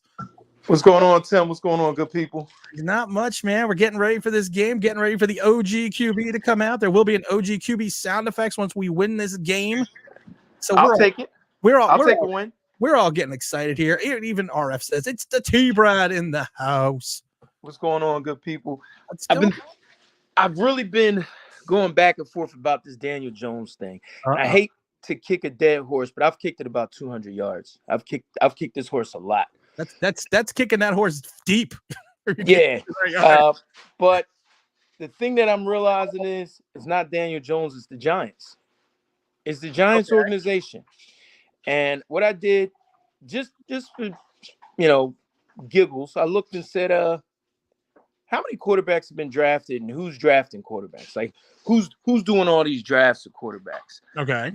And the Giants haven't drafted a quarterback since we drafted Daniel Jones. Right. The Eagles, they had Carson Wentz. They went ahead and drafted Jalen Hurts. And they also had Nick Foles in there. Arizona, there are so many teams that is like, this guy's not going to work. We'll move on. Where exactly is Mitch Trubisky right now? Didn't take long for them to get rid of him. He's in what is it? He's in Pittsburgh. I think he's starting today. Yeah, but it didn't take long for them to get rid of him. But here we are in year 5, and we haven't even given Daniel Jones any competition. We couldn't grab Brock Purdy in the 7th round. We couldn't grab Sam Howell in the 5th round. I'm not saying you go right out 1st round and grab Justin Herbert or Justin Fields like me and Tim would want, because we kind of saw the writing on the wall with Daniel Jones early. But give the guys some competition. We've basically held Daniel Jones in the esteem of a quarterback who's accomplished something. That's how we treated him. Like our preseason, I'm watching him sit on the side with everybody like I'm a starter. I'm not going to play preseason. Like, yo, bro, you still got to get it together. Like, let's see what you do up against some backups. He had that one really good, like, first 2 drives in one preseason game. I'm like, okay, he looked good. He had one good drive against the Carolina Panthers. Yeah, I was like, okay, he looked good. They scored a touchdown. Yeah, let's get him some practice. And now he's so entitled. Like, the Giants have entitled him, and he's done nothing. All off season, I'm arguing with the Facebook wizards who know it all. And I said, hey, we'll be better off as a team if we franchise Jones and keep Saquon. Yeah. Do you know how much it costs to franchise a quarterback? Well, I don't have a problem with it. Because by the 5th year, I think I should know if my quarterback has it or not. And we don't know if he has it. And then I got called all kinds of Daniel Jones haters and da-da-da-da. I'm like, you look at the stats and you show me one season where any of his stats, besides the QB rating one year or the rushing touchdowns, were above average for an NFL quarterback. If you can find that, you know, you're a genius because it ain't there. But I just get tired of the hate, and our franchise is going so backwards. King of the almost sack, getting money. We brought in Darius Slay. I thought this offseason was just like I put it akin to signing what was that guy? Galladay. Yeah, Kenny G. I think last offseason some of the signings we did like put us back. Not long term, but it put us back. Like, what are you signing Sterling Shepard for? Like him as a human being, but he looks good running patterns on the sidelines during the game. Yeah, we got what's the other brother's name? We signed Darius Slayton. I was like, he was dropping passes. That's been his thing the whole year. Fast and drop a pass. That ain't what we want to sign up for. It's just I don't see an easy fix for our team. Some teams I look at, I'm like, man, if they just get this, they just get that. Let me get to the super chat real quick because I want to ask you a couple questions. Sean wants to know what kind of offensive guard talent is available to free agents next year. Do you think Neal should be kicked inside? I'm going to tell you this right now. It's interesting that you brought that up, Sean, because I was looking the other day about offensive guard talent. And honestly, if you look at vis-a-vis age, everyone's that it would be anything worthwhile, they're all going into their 30s. The only person I could think of that would be anyone that you could look at would be someone like Connor Williams, the center over in Miami. Because I think you could shift him into the guard position if I think he can go into play on the inside quite easily because he's already playing center. And I think if you give him the money of a guard over a center, he would probably make a switch positionally. And I think at this point in time, let's give it till the end of the season before we start deciding what we want to do with Evan Neal, because we're not going to kick him to the inside. Week 8 this year. Let's give him 2 full years. If the experiment still doesn't work, then move him into the interior and see what kind of goes from there. But like I said, the free agents in reference to the guard positions next year, there's really not a plethora. Also wanted to get to the Bob super chat. Tired of Jones' excuses. This era makes it easier for play a quarterback. That's what I was getting to. That's why I was getting there for you. Easier to play quarterback than ever. Quarterbacks get way more reps before coming in. You know what you have in year 2 or 3. Exactly. Bob gets exactly. Bob summed it up in one super chat. And where do those super chats go? They all go to Philadelphia Children's Hospital. And my daughter was at Philadelphia Children's Hospital all this week. She had a very severe migraine. Oh wow! And is she feeling better? Oh yeah, she's back home, and I just like to salute the great staff there. I was actually working. I was in Maryland last week. And I'd like to thank the great staff there that helped my wife and my daughter. So thank you, Philadelphia Children's Hospital. You went to the one in Center City, Philadelphia? Yep. Yep. And did your wife stay at the hotel? No, my wife was there. My wife was the one there with her. She just stayed. She stayed right next to my daughter the whole time. I was going to say, because they allow you to stay in the room. Yeah. If you're a parent, but they also have a great facility right across the street for people that are doing extended stays. Awesome. So that's fair, you know. But she's home now, your daughter? Yeah, she's home. She's just had severe migraines after a soccer game. But I like to shout the Philadelphia Children's Hospital out. You see that? That's you know, T Brad bringing good into the world, shouting out, and you know what that means? We're going to win today. Hey, I want us to win. Don't get me wrong, but the worst thing that can happen this Giants season is finishing below 5. If we're not top 5 draft pick, the season would have really been bad, because there are 3 quarterbacks right now who are really separating themselves. 3 quarterbacks who are separating themselves. 2 of them lost yesterday. Yep. Two didn't win yesterday. Yeah, 2 of them lost yesterday. But then again, Tim Tebow was great in college. But the thing that I'm saying is he won a playoff game like Daniel Jones. Yeah, we do not want to. He had the same career as Daniel Jones. We do not want to, except people got rid of him early. We do not want to finish where we have to trade everything in the world just to move up to a position to get one of these people, because there are a lot of quarterback hungry teams this year. Denver, there are a lot of quarterback hungry teams. Denver, Atlanta is gonna be in position for a new quarterback as well. The Giants, not the Bears. I'm sorry. I think Justin Fields is gonna stay with the Bears. I don't think they're gonna move on from him yet. But yeah, there are a lot of quarterback hungry teams. I got to get to the Pip Names Look Back Chip Super Chat. I love how many of us have been calling to sign a veteran guard for years, yet the folks are finally realizing you can't start 4 rookies on the offensive line. Someone else brought this up, that you can't start all these rookies and then be like, hey, you know, things are gonna go okay. Don't worry about it. True. But gotta let them develop. You gotta let them develop. But T-Brad, at the end of the day, and James says, thank you to staff at Philadelphia Children's Hospital. Glad your daughter is doing good, T-Brad. Thank you, brother. At the end of the day, with the OG QB in this game against now Washington is not a pushover. Defensively, they got some studs. They got some more. Offensively, I'm still not 100% sold on Sam Howell, but they do have some receivers, and what's his name, Brian Johnson can run the rock. At the end of the day, T-Brad, what do you call in this game? What are you seeing for the final score and the final prediction with the OG QB quarterback? Realistically, I think it's going to be a actually entertaining game, but I think we lose 28-21, something like that. And it's just that offense is kind of in sync. Everyone knows their job. I actually believe in Sam Howell. This is his first year playing, and he gets sacked just as much as Daniel Jones. And I'm like, man, I would like to have that. I would like to have somebody who gets sacked and understands, like, man, the rush is coming. I need to move over here to make this throw, to create windows to throw, rather than look like a deer in headlights, which I don't think Sam Howell looks like in his first year as a starter in the NFL. But we can win. Every now and then our defense shows up.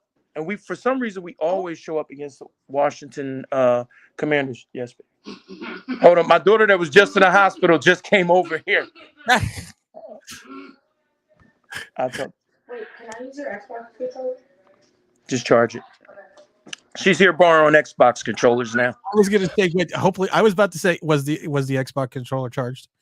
Well, it's not about me charging it because it's mine. If I have it uncharged, then it's fine. But if she uses it and uncharges it, and it come back uncharged, then we have a problem because she's got her own Xbox with her own controller. So why is she borrowing mine? Because hers isn't charged. Because hers, I was going to say, because hers isn't charged. We have the same issue with the one we have in the basement and the one we have upstairs. Absolutely. As the other day, him and his friends were downstairs, and I wanted to play with it upstairs, and I looked around and go, where the hell's the controller? Yeah. You know, and then he goes, well, we have it. I'm like, why?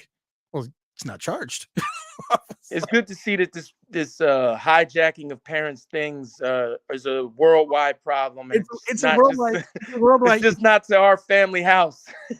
No, it's not. And to your point, people are not really looking at the fact that with Sam Howell, he threw for 290 against Philadelphia for a touchdown, almost brought them back for the win. He threw for 388 and 2 touchdowns against the Bears, and he threw for 3 touchdowns and only 150 yards last week against the Falcons. So he's already the guy is already thrown for 9 touchdowns, 6 interceptions, already thrown for over 1,500 yards with a 67% completion rate. Off the top of your head, how many touchdowns for Daniel Jones this year? Did he have a touchdown this year? 2? I think 2. I thought, 2. Is it 3? I thought it was no. That my thumb was in the way of a piece. That was in the way. I said I thought it was 2. Yeah. I was trying to think about that for a minute. Well, hopefully Tyrod Taylor in one game can match his production for the year. Well, he threw for more yards last week. The Jones family crew was very upset. The Jones lovers were very upset about that. And if you combine his rushing stats with his passing stats, it was one outside of that game in the playoffs. It was one of the Giants' best quarterback games in the last 8-9 weeks. I'm just saying, man. For people like us and the people that follow your channel, you see realistic. We just want the Giants win. We want to be playing good football in November, December. We want to see us win and be that team that we used to be. Right. This ain't it. This Daniel Jones thing ain't it. The experiment's over. But to your point, and you were bringing this up, and I kind of think about this, and someone else said it in the chat. Most teams make a determination on their quarterback 2-3 years in. They say this is what he is. I mean, people in Giants Nation are already dumping Justin Fields, or is already saying that Justin Fields is a bust. And now this is not these aren't the people that are in Chicago, but they're already saying that Justin Fields is a bust. He's not going to be a good quarterback. And this was last year. Now, Justin Fields threw for more touchdowns, had more combined yards than Daniel Jones, ran for more yards than Daniel Jones. If you look at his stats right now, he's thrown for 11 touchdowns, 6 interceptions. 8 of them came in 2 games for over 1,200 yards. But you have people in our fan base saying, well, after 2 years, he sucks. But then I see the article today from Mike Lupica from the Daily News saying that the Giants have no idea what they have in Daniel Jones, and we're going to be going into year 6. Why? Why explain to me, drop some knowledge, give me an epiphany. Why are we at this point that year 6 where Giant fans are saying to other teams quarterbacks need to be dumped after 2 years, but I still have to read articles that the Giants do not know what they have in Daniel Jones? Can I be unfiltered in this answer? Have you watched the show? Yes. I think human, I don't want to say it that way, but I just think some people have a very short fuse when it comes to black quarterbacks. It's just what I believe. If you're in the 4th, 5th year and you don't know what you have in a quarterback, black or white, he's not your quarterback. Black or white, because you should know what you have by year 2, 2.5. You should know what you have. And the thing with Daniel Jones, if you think that Justin Fields should go and Daniel Jones should stay, if race isn't the thing, then the other thing is, Daniel Jones went to the playoffs and won a game. Right. Because that really overhyped his stock. You know how you have that guy back, and I'm going way back, where that guy has that great Super Bowl game, and then they go get this huge paycheck after having a great Super Bowl game. They go get this huge contract, and then the next year that's their last big contract. You had Larry Brown, the cornerback, do that in Dallas. He had the huge game in Super Bowl, went out and got paid. It became nothing. You have Timmy Smith against the Washington Redskins, runs for 200 plus yards. Well, his was more drug related, but anointed the starter the next season, flamed out in 6 games. Yeah, you have people that have these. Who's that wide receiver for New England? and then he went to Seattle. Like, man, you're not a superstar. Branch. Yes. Branch has a good Super Bowl, gets the big number. He played well in Seattle, but not to the level of his contract. And I've said it before. It reminds me of going. It's basketball, but going to the Knicks and like Jerome James. Jerome James was the center over in Detroit. Had an okay playoff run. I think he averaged like 12 points and 9 rebounds, but never really did anything else the rest of his career. And the Knicks and Isaiah Thomas went out and gave him this lucrative contract off of, a 14-game playoff run. Right. And I think that from fans where race isn't the thing, and you're just looking at football kind of like who's doing good and who's doing bad, that will probably have people like, you never know, this Daniel Jones guy, he could be good, because they didn't expect anything from the Giants. He went all the way to the playoffs, and they won a playoff game, and he looked really good in that Minnesota game too. Like, it's not like they just won the game. He looked good as a quarterback playing the game. But for some reason, they had amnesia what happened the very next game when he played the Eagles. Yeah. Not the same human being. Yeah. So that's just my take on it. I think that Justin Fields is a better quarterback than Daniel Jones. I've said this before, and I've said it a million times, and you're trying to be nice about it or politically correct about it, but I've said this a million times. If let's just say that Malik Willis was the quarterback here, and he had 2 seasons like Daniel Jones had before he had his average season of 3,000 yards and 15 touchdowns, he wouldn't be here. He's gone. He wouldn't be here. And the fan base would be clamoring immediately to get rid of him. And like I said, I don't know if it's racial. I don't know if I'm just telling you the truth, that if it was that looked like Malik Willis and had Daniel Jones's stats, we would hear how he can't play in the league, how he is a failure, how we need to draft a new quarterback and we have to move on. Let's just be honest about it. But outside of race, though, just keeping it 100, Daniel, and I only follow the Giants. This is my team. This is who I follow. I watch football, though. But I've never seen a quarterback have this many bad, subpar, or mediocre. His best year was mediocre. Best year he had was mediocre. Statistically was below NFL average. Right. And I've never had or can remember him not having to accept any accountability. It's just always the offensive line with that kid. And I guess the rich guy with the Bucks controls the narrative when he said, we've done everything to mess this kid up. Well, he hasn't done much to help himself as well. So pull yourself up out of bootstraps, like they tell my people. But my thing is, we didn't, it is what I led with earlier. I'm not upset that you're trying to justify your pick and hold on to him, but the fact that you didn't even draft a quarterback since, and I'm not saying the first 3-4 rounds, not even the first, but even taking like someone like Clayton Tune, who I was looking for Clayton Tune this year. I would love to have Clayton Tune. He's over in Arizona. To me, he was the perfect late round quarterback to draft for the Giants because his traits are extremely similar to Daniel Jones. Mm-hmm. I would love Clayton Tune. You wouldn't have to change the offense as much. You could still have Clayton Tune come in and run the same style offense that you're running this year. Yep. And that's why if you look at the 49ers, they had Trey Lance there, and they kind of knew Trey Lance might not be the guy. They took him 3rd overall, not 6th like we did. And traded a boatload to get him. Yep. And they found pot luck and Brock Purdy in the 7th round. So now they get a couple years and not paying this guy top NFL quarterback money, and they're gonna thrive for at least 2 more years. Yeah. But guess where we're at?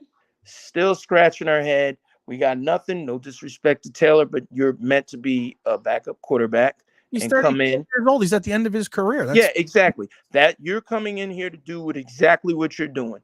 Spell quarterback when the starter's out. But we gave this guy no competition. That was another thing that failed Daniel Jones. He came in like, hey, he came into training camp like he was Aaron Rodgers. If you take a look back at that rookie season, he came in, to your point, with a safety net and Eli Manning, but kind of also with the knowledge, and we all knew this as the fan base, that Eli Manning was maybe going to start 3-4 games before we saw Daniel Jones. We all kind of knew that it was the Eli Manning. No matter what I always thought, no matter what Eli Manning did in those first couple of games, wouldn't matter that Daniel Jones was going to come in, probably around Tampa, in which he did. Yep.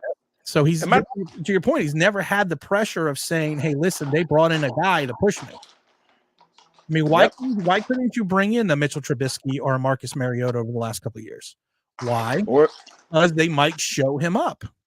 Or Malik Willis. Like last year, we were clamoring for Malik Willis, and everybody, like, oh, look, he doesn't look that good now. And again, Malik Willis is brought in to possibly push Daniel Jones, possibly in case Daniel Jones is down. Let's see what we got in this guy. Right. Maybe we can build this guy up. Because I don't care what nobody says. Daboll is frustrated that he can't openly bash Daniel Jones like he wants. He's got a job. He's got a job, and he's got an employer. And his employer has certain conditions of employment. And not talking about Daniel Jones is one of them. I think is one of them. And the thing about Malik Willis is I always thought that in Tennessee they kind of played him a little bit because of the fact that Mike Vrabel told him at his second preseason game, I don't want you leaving the pocket. You stay in the. He told him this. He came out and said it in the press. I want you being a pocket quarterback. That's not Malik Willis. And that's not what his game is, and that's not what he does well. And that's why he stays in the pocket too long and he holds on to the ball too long because they're still trying to talk about that. So they go out and draft Will Levis in the second round. Mm-hmm. And they even thought there was going to be nothing that Malik could do to beat out Will Levis, that Will Levis potentially was going to be the starter. And you look at the depth chart, it looks like Malik is starting next week. Yipper. So and Giant fans wanted to kill him after 3 games last year and say, look at this. He's terrible. And I always brought up the point. You've watched Daniel Jones for 50 and you were getting rid of Malik after 3, but you're keeping this guy who you've seen for almost 60 games. If Daniel Jones plays good, he's an amazing quarterback. He just needs some help. If he plays bad in any way, it's the offensive line. He's got a made-up excuse every time. And I've said this 1,000 times. I don't know Daniel Jones. I don't hate Daniel Jones. I don't like Daniel Jones. I'm a Giants fan, and I want my quarterback to be effing good. You want to win. I want him to be good. Hey, look, guys, we got 100-some people in the room at one point in time. Let's hit the like button, please. I keep forgetting to say that. My thing also about this with not harping on Malik Willis, but last year, who had the worst offensive line in the NFL? The Tennessee Titans. Who's leading wide receiver last year? Their big weapon outside of the rookie who couldn't get down the field was Robert Woods Jr., the 32-year-old wide receiver at the end of his career. That was their big name, and they don't have a tight end outside of Derrick Henry. That's what they have. Mm-hmm. But we don't want to. But you can't talk about him not having weapons, Malik Willis. No, those are only reserved for Daniel Jones. Those are Daniel Jones excuses. He can't have them. All his fault that they don't have weapons. I mean, it's not the fault that Malik had a 32nd ranked line and no wide receivers, but it's that doesn't count. He's just terrible. Nope. It's always Daniel Jones. And can I chime in on the Saquon Barkley thing? Sure. We need to get rid of him. I absolutely love Saquon Barkley as a person, as a player. I think he is the opposite of Odell Beckham. He's a great player who stays within the line. He does all the things right. He says all the things that he's supposed to say. Let's not ruin his career and get him somewhere where he can play good and show you what he is, because I don't think he's going to be around for the rebuild. That's the thing. We're dumping money into someone who's great but won't be around here for the rebuild. We are 2 years off. Because we got Daniel Jones next year. Even if we get a quarterback next year, we're still going to play Daniel Jones as we go to build and other things. Then the year after will probably be the rookie quarterback's turn to do their thing. So we're a couple years out. How does a 7-year, 8-year quarterback with a high price tag fit into that rebuild? You know, it's funny. Someone went back and was listening. And actually, you were on the stream and James was on the stream. And this was almost like 7 months ago. I think this was after the draft, and someone sent it to me, and I'm trying to find it, but I couldn't find it. And they asked me directly, or they asked us directly, when do you think the Giants were going to be competitive? And nobody liked my answer because I said 2026. And to your point with Saquon Barkley, we're not. He's going to be almost 30 when we reach the point where where we could potentially be competitive on a regular basis. And when this was back in, this is, what is this? This was 20. Yeah, it says 2023. Okay. So this video is 2023. So it was earlier this year when I said this. And to your point, he's not going to be a part of the team when we start becoming competitive, hopefully become competitive regularly. Yep. And that's us being optimistic about that. And that's before everything else happened. You know what's crazy? The 49ers, because of Brock Purdy's contract, are $40 million under the cap. And I know Christian McCaffrey is questionable this week with the injury, but someone pointed out to me yesterday, someone like the 49ers, I don't know if they have draft picks going back until 2038, but they could potentially make another deal for a running back. Imagine and I thought about it for a minute. I thought it was kind of stupid. I was like, no, it doesn't make any sense. But then I thought about it and I said, the way that team is constructed, the way you have with Brock Purdy, the way he plays, with the wide receivers, if you added someone like Saquon Barkley into the mix with Christian McCaffrey, because you have the cap space and you could probably get him cheaper than you got McCaffrey, even though it may be a rental, if you're going for a Super Bowl, it's like the Giants with Earth, Wind, and Fire. Oh yeah. I remember that one. You could have speed and more speed. I thought it was crazy that someone brought it up to me yesterday, but then I was just looking at it right now going, that doesn't seem as crazy as it seemed a little like a couple days ago. Little Dalvin Cook in their life. Yeah. I mean, Dalvin Cook, you're not here to be a starter. You're here to play 20 snaps. Yeah. I mean, I think that would be something like that. It would kind, I don't know if it would ever happen, but that would kind of make sense. Yep. And they got some picks back with the Trey Lance. What's funny? I didn't know this, and someone just texted me this. The 49ers have 12 draft choices in 2024. Yikes. They have get this. They have let's see, what do they have here? A first, a second, 1, 2, 3 threes, 2 4s, 2 5s, 2 6s, and a 7. I'm glad John Lynch doesn't know what he's doing. They're gonna be making some moves. They're gonna be making some power moves. Can we get a general manager? I'm not saying Shane's not that, but can we get a general manager like John Lynch who doesn't know what they're doing? It's hard when your general manager answers to, because at this point, I believe that the ownership is holding the GM hostage like Jerry Jones. I can't believe that all these moves are Shane's. I can't believe signing Daniel Jones to a contract where no one wanted him. There was no speculation that Daniel Jones hits the free agent market. There are going to be these 3 teams very interested in him. No one was interested in Daniel Jones, not even on draft night, except that we're the only ones who got duped. Thanks, Cliff. We're the only ones who got duped. If the 49ers come to you, you're the general manager of the Giants. If the 49ers come to you and say to you, T-Brad, if we give you in 2024, if we give you a second, a fifth, and a 6th for Saquon Barkley, would you make that trade? Because you're not getting a first rounder for him, but you're going to get a second rounder. Now it's going to be a low. Now this is the thing. It's going to be a second rounder. It's going to be almost a third rounder. It's going to be maybe in between 28 and 32. Right. But you're going to get a second. Let's say a second, a fifth, and a 6th, all in the 2024 draft. I take that. I take that. I mean, I'd hate to put them in the same conference, but I take that just because we're getting something that's pretty good value for what you're getting. And who knows where we're going to finish. Maybe we'll need some draft picks to move up and get a quarterback. Because when you're a team that has so many holes like we do, you have to fill those holes with players. You know what I mean? And not money. Like we've wasted so much money, man. Leonard Williams, Kenny Golladay. I don't want to say Adoree Jackson was a waste, but still, we've been heavy in free agency and striking out, going back to Gettleman. Yeah, I forget that. Who's that big offensive lineman we got who was like long in the tooth? We got him from New England, and he got here, and Nick Nate Solder. Oh my God. They sold us that Nate Solder was still going to be good. You are just blocking out the Nate Solder. I also got to get the super chat from Viciously Vigilant. Saquon Barkley can prove that he is now, if he carries us to the Super Bowl with Tyrod at quarterback starting today versus the Deadskins. If Saquon Barkley carries us to the Super Bowl with Tyrod Taylor, I mean, I'll walk through New York naked.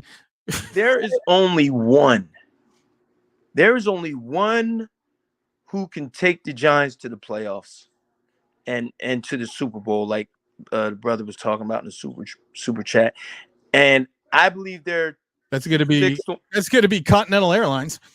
No, nope. That would be the Creator, God. That's it. That's true. It would take divine intervention. Intervention. Tyrod Taylor will have to be turned into Joe Montana. Yeah, we need divine intervention for something like that to happen. And I don't think that I'm not God, but I don't think in all God's wisdom it's football's on the table. I think he's got a little bit more to worry about right now. Yeah. There's some conflicts going on. I think Giants are like 497 on his list of things that he's got to take care of. Yeah, I think they got more things going on. He's got more stuff. Well, it was funny though. My dog was really sick for like 4 days, and he ate socks, literally like whole socks, and he got rid of 5 of them. That's how big this dog is. And the other night and that's why this is going back to God because he had him on the list. And Thursday night, it was like 5:47 in the morning. And he was the dog was up all night. And I said, listen, I said to God, I said, listen, man, I said, you got to help me out here. I said, I haven't slept in 4 nights. I said, I got to get up in 28 minutes. I said, you really got to help me out. And then we went outside and the dog passed the sock. So I go back inside and I get back on the phone with God and said, listen, dude, I owe you one on this one, man. I said, I know you have other stuff going on in the world, but thumbs up for me on that one, bro. Yeah. Thanks for looking out. At the end of the day, T-Brad, we got to get out of here. And make sure right now you start putting for the next 3 minutes, put your score in. Of course, you will win the Eli Manning replica Super Bowl ring. I don't have it on, but if I did have it on, it'll look awesome. It's on the floor over there. So make sure you put your score in to see who's going to win this game, win the Eli Manning replica Super Bowl ring, 2011 Super Bowl ring. What's your score today, T-Brad? 28-21, Washington.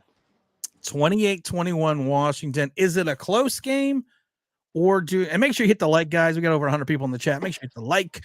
Is it a close game or is it there you go. There you go. See, T-Brad's got it. Thank you. Not that ring, but the one I got on the floor over there. I fell off the desk this morning. Oh, I like that. Which way? What's the is that the I like that one. I like that championship ball. Yeah. That's a nice one, man. I got some stuff going on. I like that one. I like that one a lot. But is it a Giants stay in this game or is it just they score some touchdowns? I think it's a game that we stay in, but we just get out. We just we don't get all the plays. I think we stay in the game. I think it'll be an entertaining game. Even though we lost to Buffalo, I was happy that we played in a game that was entertaining. That kept my interest for 4 quarters. Yeah, I know it was funny. I made a comment later in the week. I said if Daniel Jones played, I wasn't going to go to the game. I said, but if the OGQB played, I was going to go to the game, and I couldn't go to the game because of things going on at the house. But I'm more excited now to actually watch today's game. To give away that ring and and have a good time because, like I said, it's a different feel when you have someone like Tyrod in the game than you do when you have Daniel Jones in the game. Make sure you put your score in. Let's see what we got here, T-Rex. We got a bunch of people coming in. Mike Lee with 24-13 Washington. Joe Rev's got us at 27-19 Washington. Razzle says 13-17 G-Man. We got Fabian saying Commanders by 3. Daryl says he's calling it for a win, 21-10. We got RS coming in 33 Washington. Let's see here. Now I see has a Giants Washington 17, Giants 3. We have Fabian coming in with Commanders 28-6. We got Moed Olsen coming in 21-17 G-Man. Make sure you got the scores. You got another minute. I'm seeing last week, what's funny, T-Rod? I saw a lot. It was probably 60-40 Giants beating Buffalo. I'm looking at this now, and it's like 80-20 Giants losing in reference to the scores. You would think it would give us more of an opportunity to win. And I think we're only 2.5 point favorites right now, but I think it would give us more of an opportunity to win against Washington than a lot of people gave us against Buffalo. For some reason, it seems like we can always beat Washington. No matter how good we are, we can always seem to beat Washington. Because we can always count on Ron Rivera doing something stupid. Yeah, I'll take it. And then the one time. So, Mr. T. Brad, I appreciate you come on. Do you have a final thought that will end this stream today? Just treat each other nice, Giants fans. We're all struggling together, and whether you believe in Daniel Jones, I don't know why you would, but if you believe in Daniel Jones or believe in management, just understand our frustrations come from the same thing, and that's because we want to see this team do good, and we haven't seen it since 2011. We haven't seen it. We got Rick coming in 2017 Giants. We got Hung Dave NYG coming in 24-16 Giants. All right, we're getting some more Giants scores coming in here. And at the end of the day, I think T. Brad, that was the best way to sum it up. I want to thank RZRB. I want to thank T. Brad. I want to thank everyone for coming in and dropping in. This was a lot of fun today. Let's see what happens, guys. Keep our fingers crossed. And as always, let's go Big Blue.